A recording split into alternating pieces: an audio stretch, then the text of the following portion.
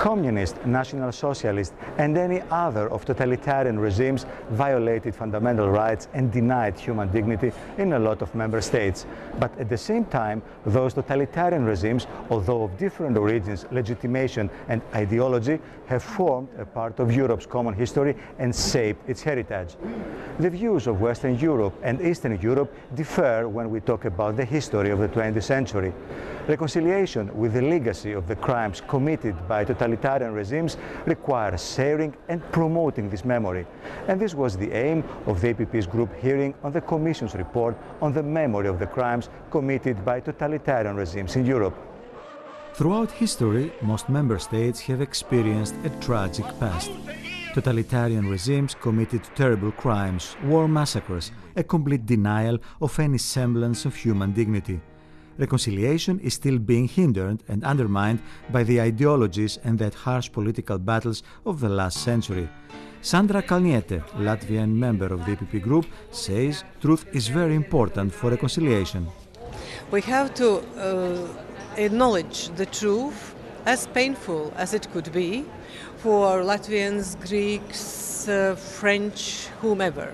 And we also have to take responsibility for what we have done and claim responsibility from the others for what they have done.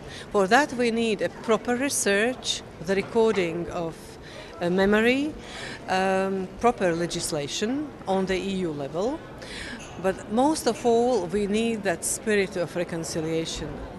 For Mrs. Kalniete, until the fall of the Soviet Union, European history was based on the pillar of reconciliation between Germany and France, but nobody knew the history of the countries of the Iron Curtain.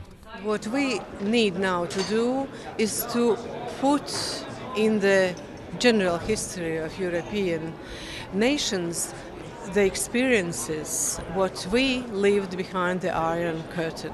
And then our history will be complete and truthful. In November 2008, the Council adopted a framework decision on combating certain forms and expressions of racism and xenophobia by means of criminal law. The framework decision is limited to crimes committed on the grounds of race, color, religion, descent, or national or ethnic origins. It does not cover the crimes committed on other grounds, for example by totalitarian regimes. Closa Montero from the Institute for Public Goods and Policy at the Center of Human and Social Science believe that more remembrance is needed and not only a common legal framework. I tend to think that the issue of memory, which is the general issue here, is not a question of efficacy of criminal law. I think the issue of memory perhaps finds a better expression about of three instruments which are not specifically related to criminal justice.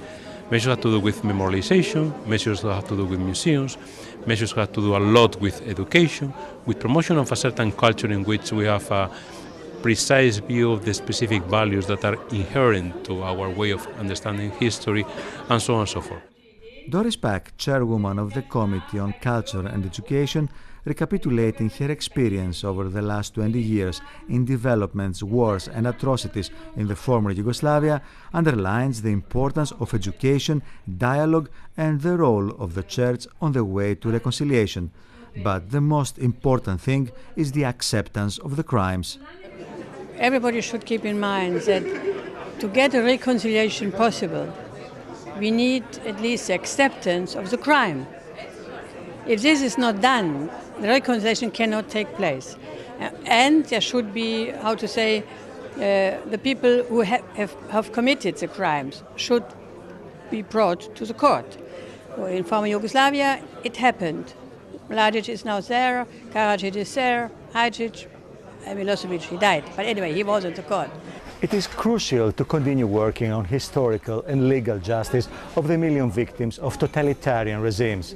Europe can set an example for the present and the future generations in demonstrating that only a strong democratic continent will never allow such horrific acts to happen again. For more information, please visit our website eppgroup.eu. Thank you for watching. See you again soon.